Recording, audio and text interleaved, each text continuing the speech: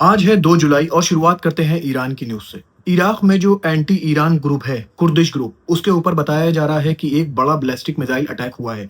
उसके जितने भी हेडक्वार्टर हैं इराक के इरबिल प्रोविंस में, वहाँ पर बैलिस्टिक मिसाइल से अटैक हुआ है। ये मैं आपको फुटेज दिखा रहा हूँ, इसमें देखिए किस तरह से ये हेडक्वार्टर्स जितने भी हैं एंटी ईरान ग्रुप के, वो जल रहे हैं। दोस्तों ये बात कई बार डोनाल्ड ट्रंप भी कह चुके थे कि आईएईए ईरान में जाएगा और चेक करेगा ईरान की न्यूक्लियर साइट को कि ईरान का जो न्यूक्लियर इन्वेस्टमेंट है वो कहीं वेपन ग्रेड का तो नहीं है। लेकिन आज गालिबाफ ने ये बात क्लियर कर दिया है कि कोई परमिशन हमने नहीं दिया है कि हमारी न्यूक्लियर साइट को कोई बाहर की कंपनी आए और चेक करे। इसी के साथ मैं आपको बता दूं, अमेरिका की जो military unit CENTCOM middle east में है, उसने आज एक मीटिंग रखी थी बहरीन में, जिस 12 लगभग मिडिल ईस्ट की कंट्रीज थी और पहली बार सीरिया और लेबनान ने भी ज्वाइन किया था।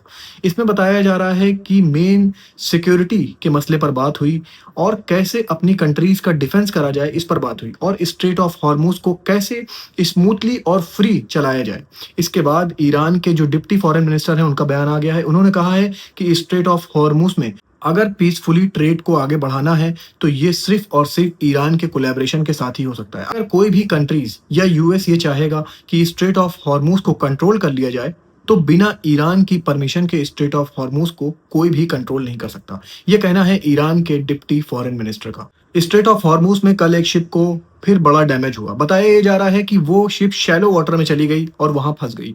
इसके बाद ईरान की तरफ से बयान आया। ईरान ने कहा देखिए यही कंडीशन होगी अगर आप हमारी जो कंडीशंस है उसको फॉलो नहीं करेंगे। ईरान ने कहा है कि जो रूट हम बताएंगे उसको आपको फॉलो करना है। अगर आप उस रूट को फॉलो नहीं करेंगे तो आपको ये कंडीशंस का सामना करना पड़ेगा, जो कि शिप के डूब जाने से भी वर्स कंडीशन होती है।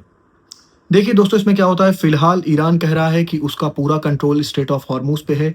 उधर अमेरिका चाह रहा है कि मिडिल ईस्ट की जितनी भी बड़ी कंट्रीज हैं उनको मिला के एक सिक्योरिटी पैक्ट बनाया जाए, जिसके तहत स्ट्रेट ऑफ हॉर्मुज को फ्री और फिर से पीसफुली तौर पर चलाया जा सके। और ईरान का कहना है कि अब स्ट्रेट ऑफ हॉर्मुज के जितने रूल हैं वो बदल चुके हैं, अब स्ट्रेट ऑफ हॉर्मुज फ्री नहीं रहेगा।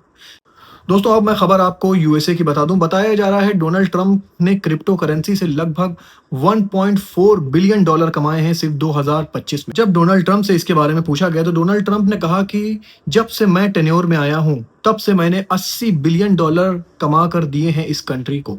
इसके बाद उन्होंने रिपोर्टर से पूछा क्या आपको फायदा नहीं हुआ है? मेरे टेन्योर में शेयर मार्केट से हर एक इंसान ने फायदा उठाया है। दोस्तों ऐसा कहना है डोनाल्ड ट्रंप का। मैं खबर आपको रशिया और यूक्रेन की बता दूं। रशिया ने आज एक बड़ा अटैक किया यूक्रेन की मेन सिटीज पर, जिसमें कीव शामिल है और भी कई यूक्रेन की सिटीज इसमें शामिल है, जिसमें बताया जा रहा है कि बैलिस्टिक मिसाइल्स और ड्रोन से अटैक करे गए हैं। ये अटैक इतना ज्यादा खतरनाक था कि इसमें बताया जा रहा है कि 10 लोगों के मारे जाने की खबर है और लगभग 34 लोगों के घायल होने की खबर है।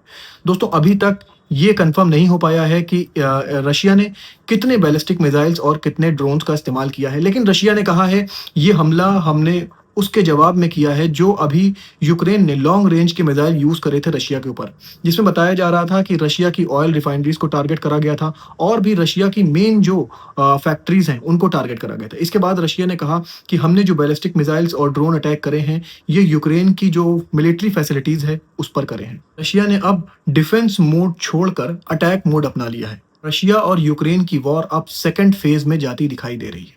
इसी के साथ मैं आपको बता दूं, यूक्रेन से जो सटी हुई कंट्रीज हैं जैसे कि पोलैंड हो गया, फिनलैंड हो गया, वहां भी अपने एयर डिफेंस सिस्टम को एक्टिवेट कर दिया है। फिनलैंड में जितनी भी फ्लाइटें थी वो कैंसिल कर दी गई हैं।